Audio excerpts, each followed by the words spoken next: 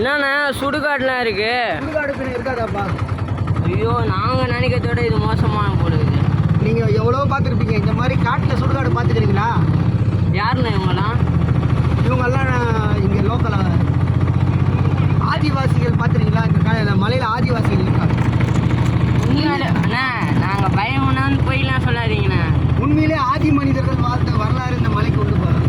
இன்னொன்று சந்திரமுகியோட பயங்கரமாக இருக்கு. நீங்கள் போய் பாருங்க, ஏன்னா வந்து நினைப்பீங்க.